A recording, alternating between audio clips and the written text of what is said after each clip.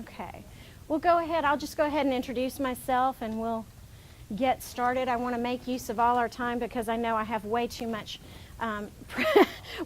information and not enough time to do it all, but we're going to do the best we can. My name is Cindy Wallace.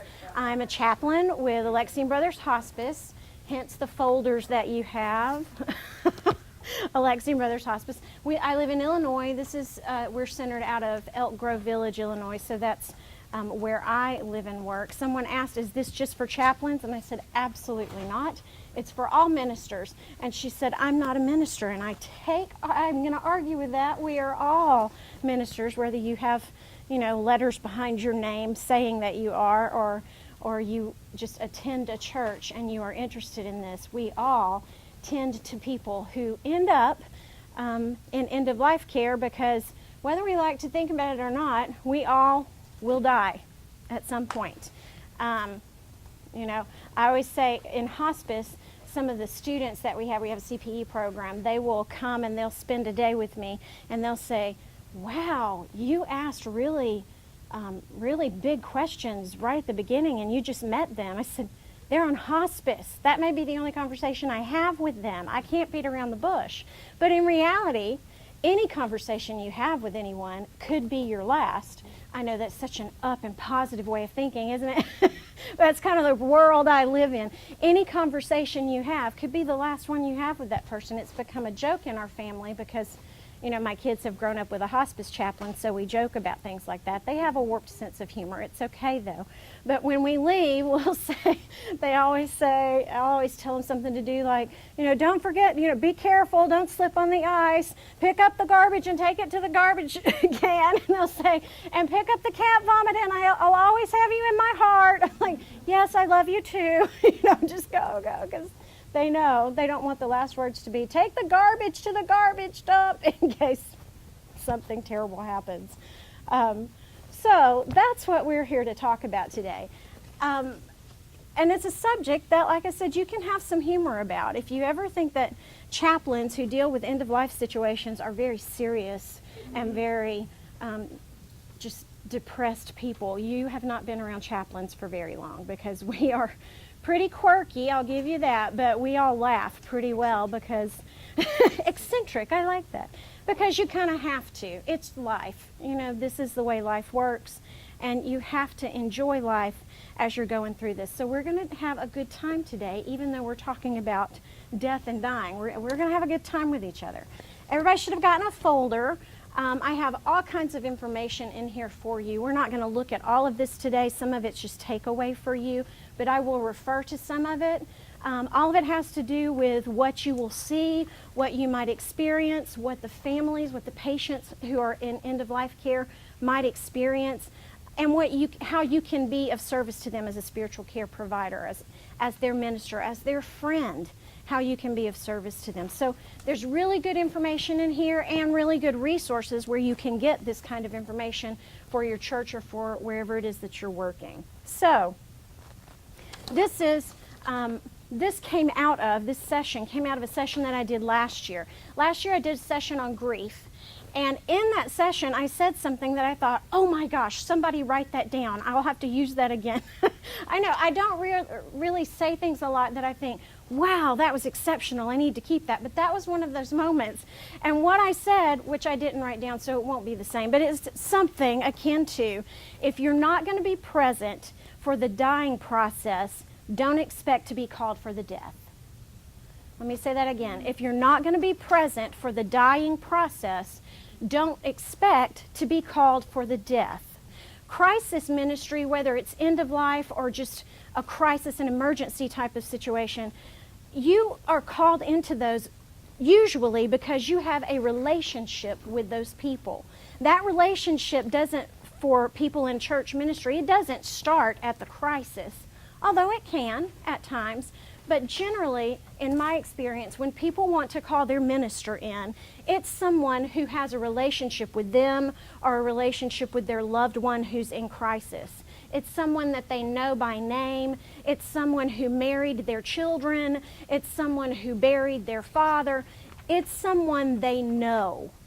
And if you're not going to be able to be there in these critical situations if you get so squeamish or you're so scared of these situations that you don't go.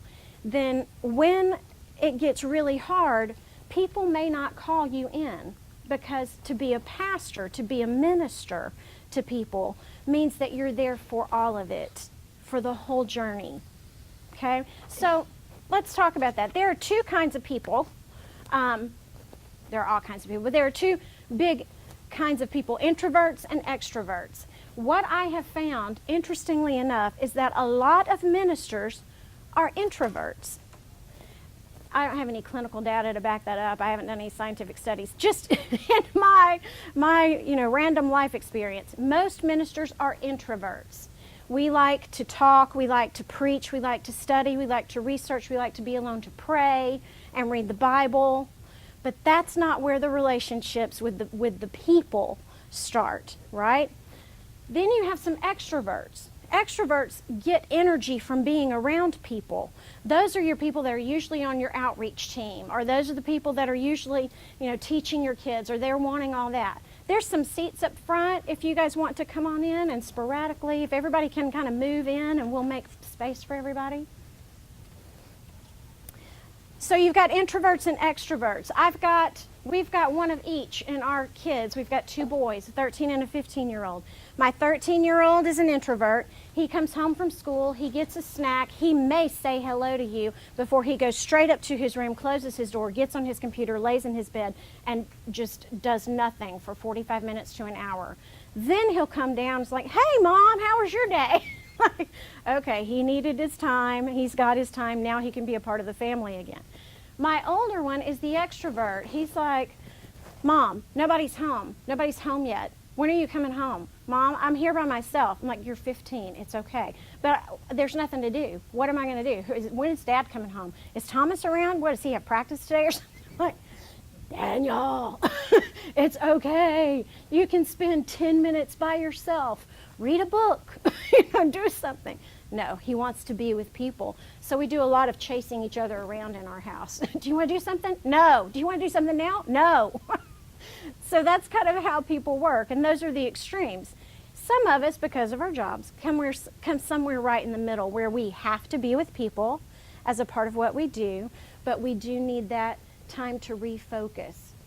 What is important about that is you have to know yourself. Who are you on that scale? Are you an introvert or an extrovert?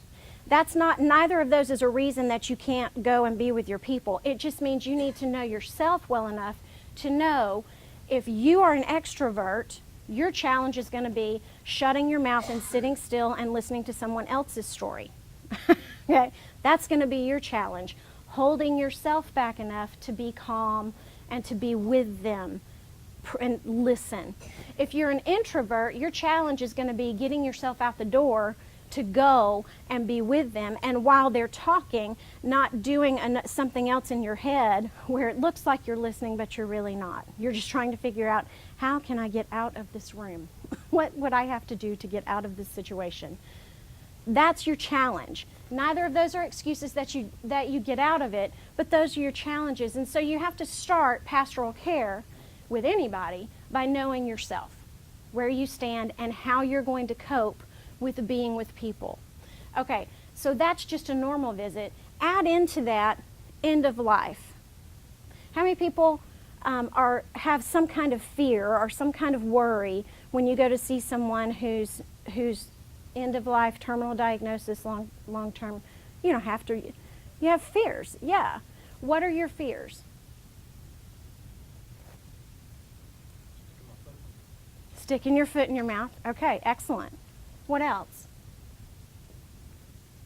You want to say something encouraging, helpful, and it's hard to situation. Excellent. What else? Intruding on families. Intruding on family's time, if you didn't hear her. What else? Sometimes it's just getting family there. Yeah. I don't want to be seen as being somewhat of a grief monger, yet on the other side of that is I want to be a comfort. Yeah, absolutely. You don't want everybody, and this is the way it goes in most hospices, when they hear, would you like the chaplain present, I might as well have a big black coat with a scythe on saying, I'm coming to kill your loved one if you let me in. They think that when a chaplain comes, you're going to die. You know, they're going to pray and they're going to die. So no, I don't want the chaplain. Okay, first of all, I don't have that kind of power. Okay, second of all, that's not really how it happens. You know, we're not here to send your loved one on. We're here to be comfort for you and for them. So there's this stigma about when the pastor comes or when the chaplain comes, they must be dying right now. So, yeah. What are you going to see? Anybody have a fear about what you're going to see when you walk into the room, when you walk into the home? I see some heads nodding. Yeah, we don't quite know what to expect when we walk in there, visibly what to expect. And sometimes it's a bit much, honestly. Sometimes what you see is more than you bargained for. And those fears, those are healthy fears. Everyone has those fears. But what you can't do is let those fears keep you from going, okay? You have to kind of make peace with some of that. And what we're going to do is look at some of this today. So I think we can all agree that it's important to go because you are the presence of Christ, okay? We are all the presence of Christ. And when we go, we are being the presence of Christ in that situation. So it's important to go. I think you guys brought out some really good things that I have in our handouts. The words. What are you going to say? What are you going to do? I think we underestimate the power of touch as well. When you walk in the room, don't be afraid to touch the person. When you walk in the room, don't talk at the person or talk to their loved ones only. Talk to the person, even if they're unresponsive. Talk to them. Touch them. Anything that you would normally do in a visit, that's okay. You can do that. You can say, you know, I'm Cindy. I'm here to be with you. I met you one time before, but I know your wife really well. She's here with me, and we're just going to visit for a little bit. Are you feeling okay? Even if you've been told that they cannot respond to you, ask those questions. Are you feeling okay?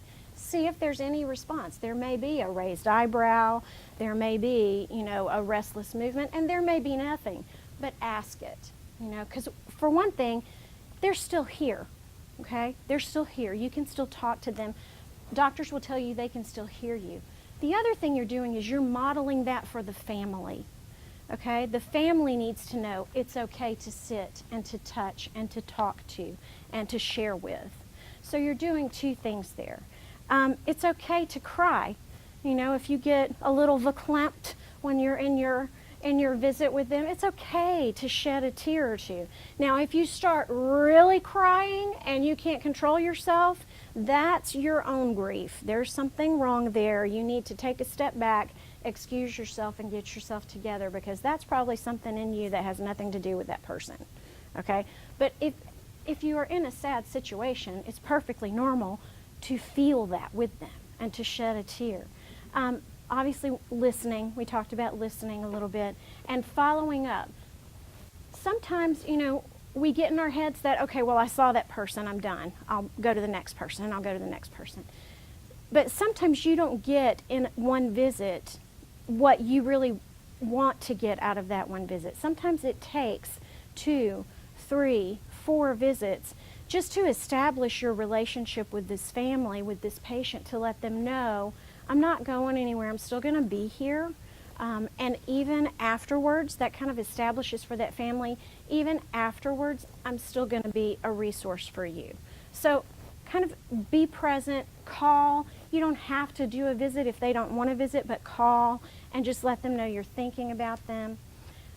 Remembering, sharing stories if you have stories about them, or encouraging the family to share stories. Sometimes we get called into places where we know the family members, but we don't know that person really well, so ask the family to tell you about them. And that helps them process what's going on. And then don't be afraid to have relevant conversations. When someone knows they're dying, if you come in and start talking about the weather, what you're saying to them is, I'm uncomfortable, I'm a little tense and don't really know how to do this, and I really don't want to have this conversation with you, okay? That can be a good starting point, the weather, okay? But don't forget why you're there, okay? You're not there to talk about the weather. You're not there to learn meteorology. You're there to be the presence of Christ to this person and to this family. So remember why you're there and don't ignore what's going on around you, okay? Now, we're going to stop right there and we're going to have an activity. I warned the people before that there was group work, and if you weren't comfortable with that, then maybe you should leave. But now you're here and the doors are closed and you're trapped. So sorry, you're here. There's group work. Okay, and so for this activity, what I need you to do is look around, find somebody that you don't know or that you don't know well, and that's going to be your partner for the next 10 minutes. And don't cheat. If you really know them, that's not going to work. Okay. Okay, you're jumping ahead. I just said turn. I didn't say get to know them. Not yet, not yet. Hold on. Don't get ahead of the story. Okay. Does everybody have a partner? We have an even number of folks? Really? Oh, God loves me. That's how these things work. Okay. What you're going to do is I'm going to give you 1 minute, 30 seconds each to do what some of you already did, but that's okay. We'll do it again anyway. Turn to the person next to you and tell them in 30 seconds who you are as kind of a way to create your identity. Who you are. How would you describe yourself to someone? Okay?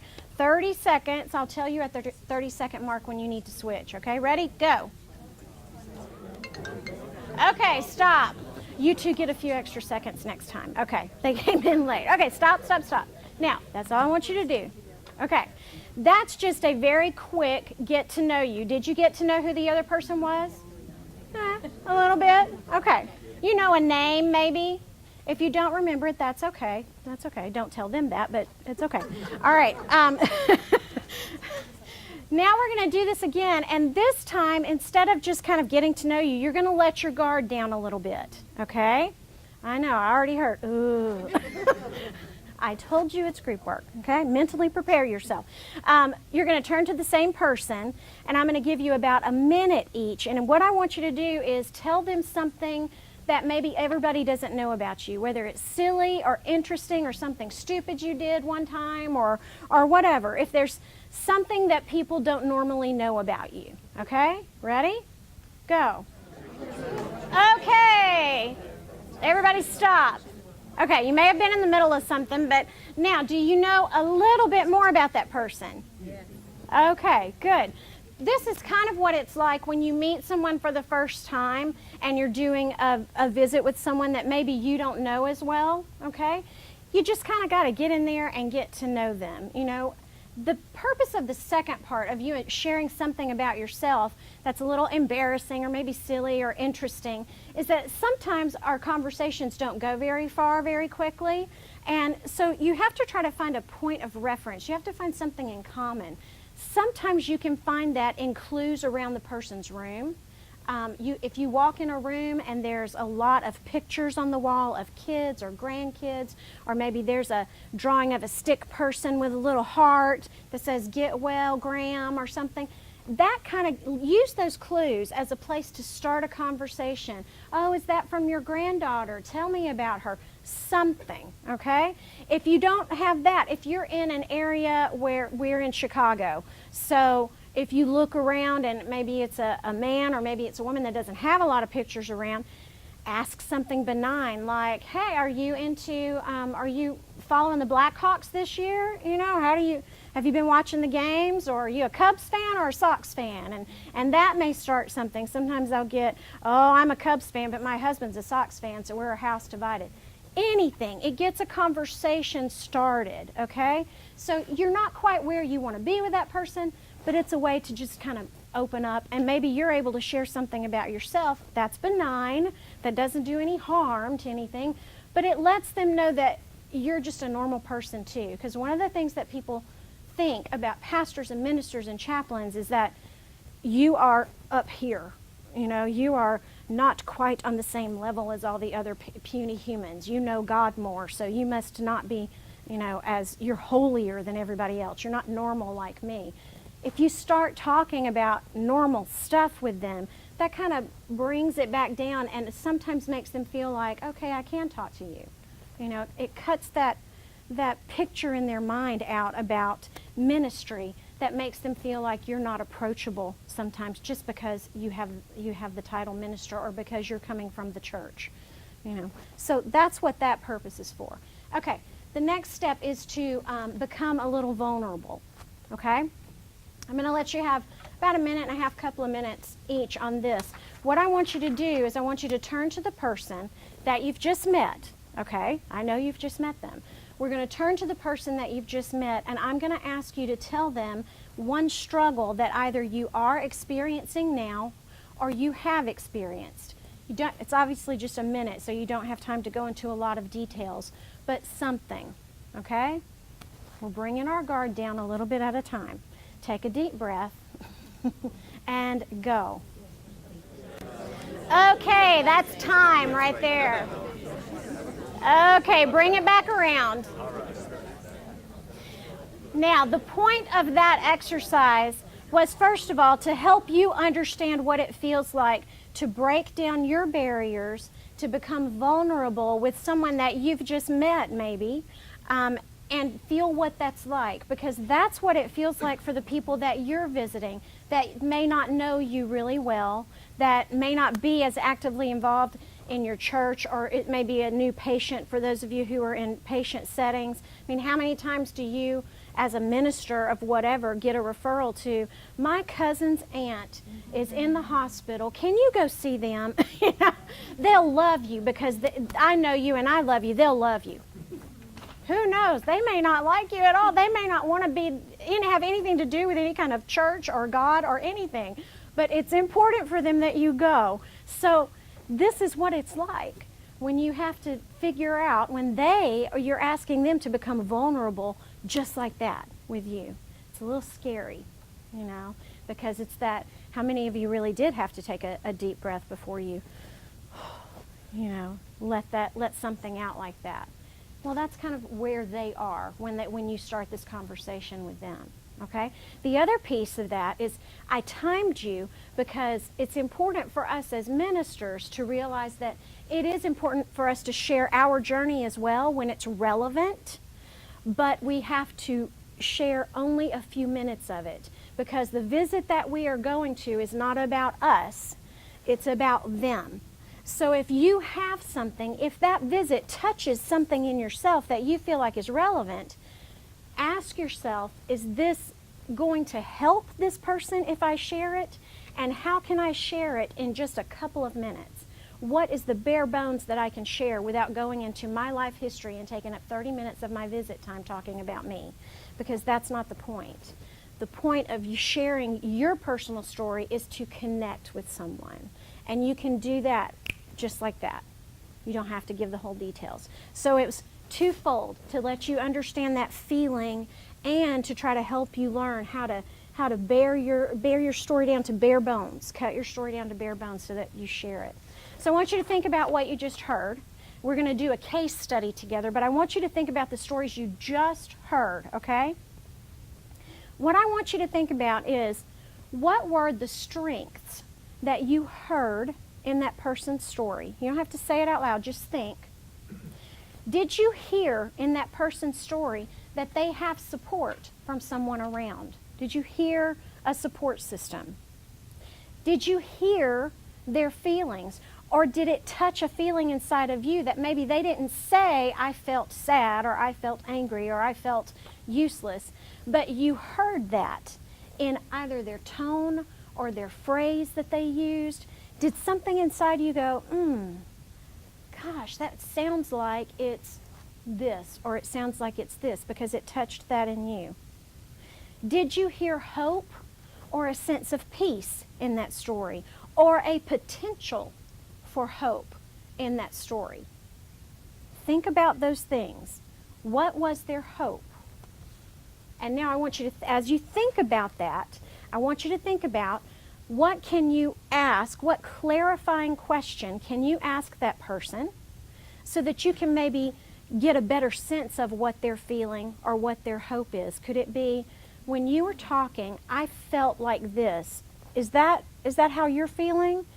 Or do you feel like there's hope in what you said right here? Think about those things, and I'm going to give you another couple of minutes, and I want you to turn to each other and try to see if you can find some clarifying questions that you heard in the other person's story. Okay? You ready? Then we're going to do a case study together. Okay, go. I really hate to stop you because you're doing such great work. But we have some other things to do. Yeah, oh gosh. Okay, everybody bring it back around. Everybody bring it back around. Maybe you've made friends that you can go have dinner with and talk more later, okay? I know, right? I'm getting you to talk and then I'm asking you to stop. I'm sorry. Okay, great job. You guys have taken to this so well. Thank you so much. See, I told you it wouldn't hurt. I told you group work was not going to be that painful. So how was that? How was that experience? Okay, now you're not going to talk, right? What? How was that experience? Stretching. Okay, good word. Stretching. I wanted you to experience that pastoral care is not just going in and saying a prayer and leaving, because that's what a lot of people think. When somebody asks you to go see someone, they're upset or they're crying or they're dying. Go see them. And the sense is, make it better. Like you can, okay, I'll just go make that better, no problem. But whatever that means, but they want you to do something. And it makes you feel like, okay, well, now I have to do something. And really, there's not much that you can do other than be present, listen, and have those meaningful conversations. Because if you don't start the meaningful conversation, you've really missed out with a lot of people on what they really want to talk about, or what's really on their heart and what's really on their mind. If you go in with the idea of reading Psalm 23, saying a prayer, and leaving, then that may be what some people want. But there may be something going on there that they really need to process. They really need help thinking through. And somebody else may not know how to do that. So I wanted you to experience that. Excellent. Okay, in your folder there's 2 case studies. I was going to give you the easy one, but my husband said you need to do the hard one, so flip to case study number 2. Sorry, he is very bossy. No. Case study number 2. He has excellent points. The case study number 2 is hard. But if you get case study number 2, case study number 1 will be easy. Because case study number 1 is a very peaceful older man dying with his family around him. That's an easy one. I gave you a hard one, so that's what we're going to do. Yeah, it should be. You have accompanying families when a loved one is dying, then you have your handout, and then you have case study.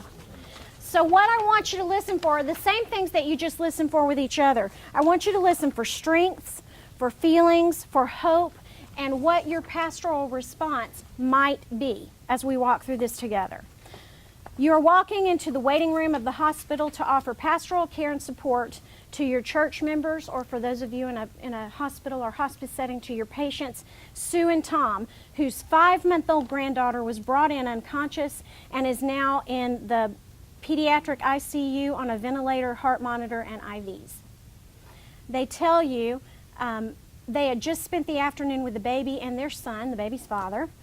They tell you that when the baby's mom picked her up to take her home, the baby was fine, laughing and playing, and didn't really want to leave, didn't really want to go. And they show you a video from today when they were playing together and she was laughing and cutting up.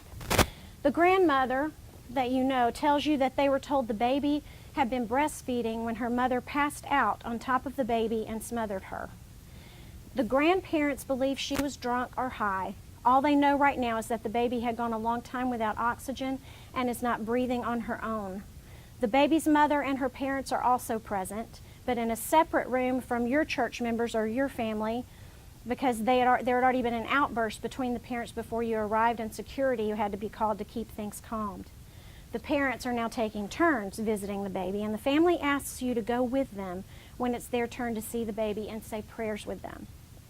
When you arrive at the room, you see the mother is crying and has gotten permission to hold the baby in her arms. She's talking to the baby, trying to get her to wake up. The father and his family are enraged when they see her, and they share that they have had a lawyer trying to get full custody of the child for some time. The closest they've gotten is partial custody for the grandparents, because the father also has had intermittent drug problems in the past. The father of the baby is angry, upset, and in a state of shock. The grandmother says to you, "We knew it would come to something like this before we could get anything to change."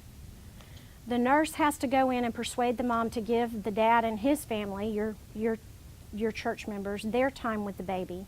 You go in with them, and as the father holds her in his arms, you pray. Later, the doctor calls both parents into the room and explains that there's nothing more they can do. The baby's gone too long without oxygen, and if she makes it through the night, they will do tests in the morning to confirm what they already believe to be true, that the child has no brain activity, that she's brain dead. I bring this to you because everybody that dies is not in their 80s and 90s with their family around them and having a peaceful, lovely death at home. You will be called to things like this. You may be ready for the 96-year-old who's on his deathbed, with his grandchildren coming by and loving him and telling stories. You will probably not be as ready for something like this. This will knock you on your bottom every time and make you think, what in the world is happening right now? So, as you process this, strengths, what are the strengths? What are the feelings? Where's their hope? What is your pastoral response? Anybody? What do you see as a source of support in there that you can maybe draw support or strength in for the family?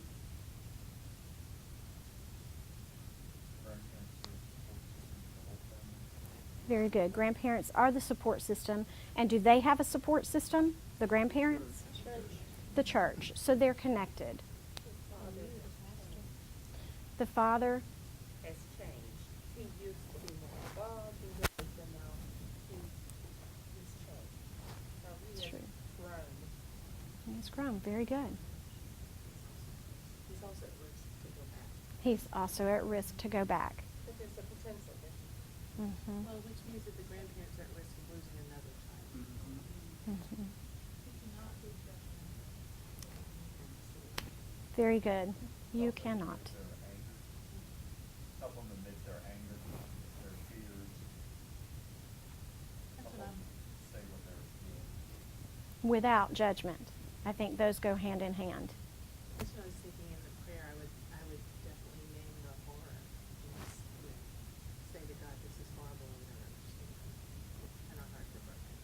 Yeah. In the life trying to grasp what these results that the baby may be already brain dead, helping them to try to put things aside and utilize what results that they have. Very good. Very good. What else? Hope. What is hope here? I'm asking because I don't have a good answer either. So what is hope here? Hopefully, some forgiveness issues. Drawing on where the grandparents are coming from, hope is ultimately found in the belief that we were not created simply for the temporal world, but we were created for eternity. Mhm. So the time spent here is not the end all be all, it's just the beginning. Right. Right. To give the father hope that one day he'll hold his daughter again. I've heard a lot of families talk about there are angels now. They're watching over us, And whether we agree with that or not, or whether no matter what you believe, if that's a source of comfort for them, then okay. Don't argue. Exactly. Then all righty. That's a source of comfort for you, There's hope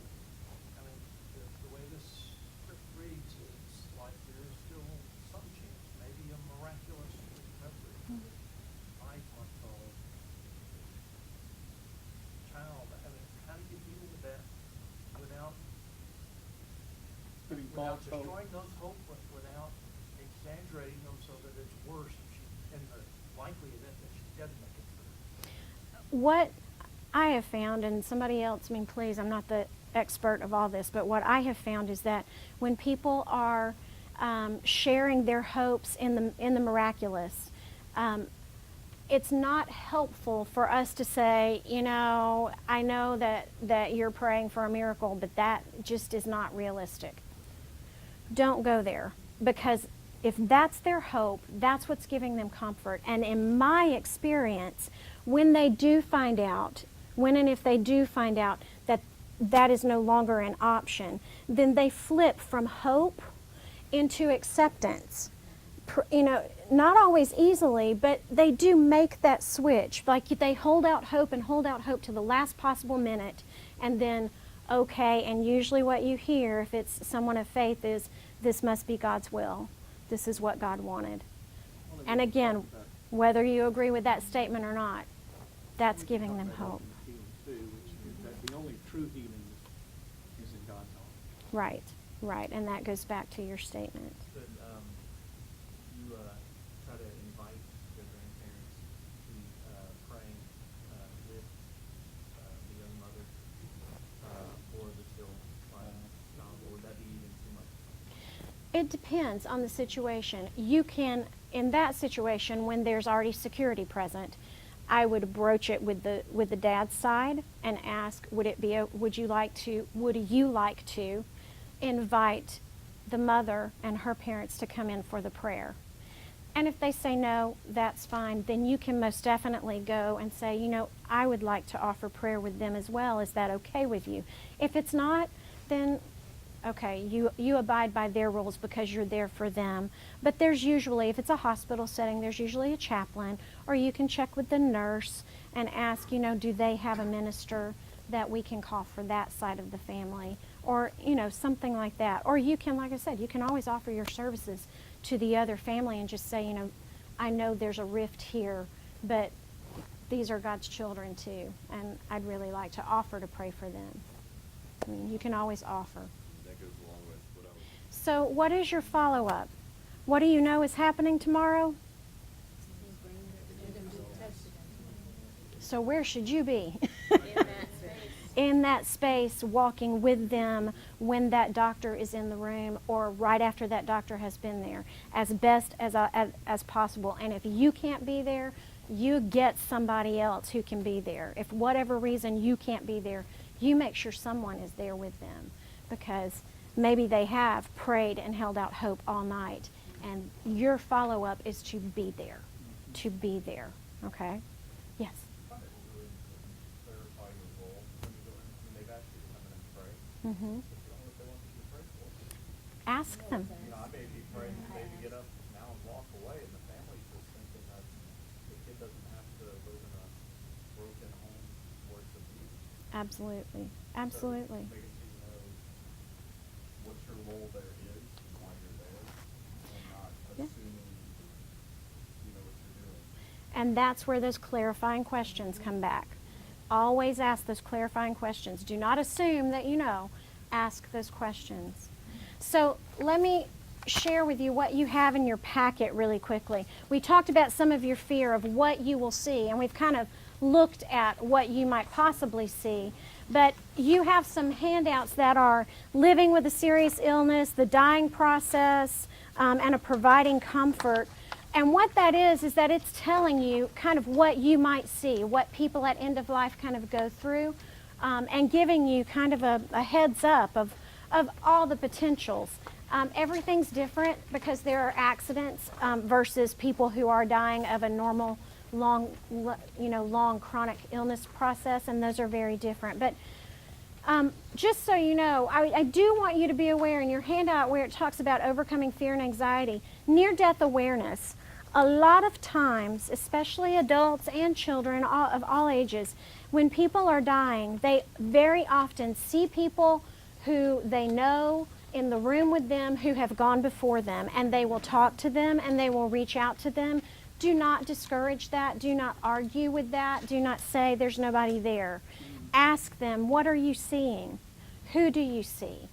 Ask them what they're seeing. Don't discourage that. They will talk to them. They may talk about going home or going on a trip, or sometimes I've heard people who are maybe a day or so away from dying say, I can't find the right door, or I can't find the key. Like, they're on that path, but they literally can't, it's not their time. And so be present with them there. What should I say? It's listen more than you talk. We talked about some of this, talk to the person, avoid cliches, tell them how much they mean to you, encourage the family to do that. What can I do? We talked about this. Don't be afraid to touch the person.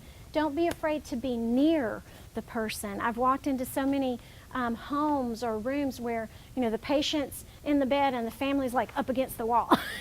Like, I don't want what he's got. Like, okay. So it doesn't work like they're that. watching to monitor instead Yes. of their loved one, while their loved one is taking their last breath. Yes. So encourage them, model for them, be close, touch. It's okay to, be present. It's okay to do things that the person likes to do, because not everybody is unresponsive, okay? A lot of people, when they are dying, they are fully aware, they are responsive. They may get a little confused sometimes because of medications, but if they like to play cards, play gin rummy with them. I mean, I do that all the time. It's a great visit. You learn a lot about a person when you're playing cards with them, and you get your butt beat. You really learn a lot about a person. Like, so what did you do in your teenage years? Because I'm thinking you made money like this. Whatever they enjoy doing. If it's music, get the right music in there on the TV or on the radio. If it's watching sports, put on ESPN, whether they're awake and alert or not. We have, patients who always be aware of this. If they're in a hospital or a nursing home setting, sometimes the staff, when they come in to do care, will change the channel to something they want to watch. So you walk in and Jerry Springer's on trying to figure out who's the daddy of the baby, and you're like, what is happening right now? Change the channel. What does the patient like? What does the patient want?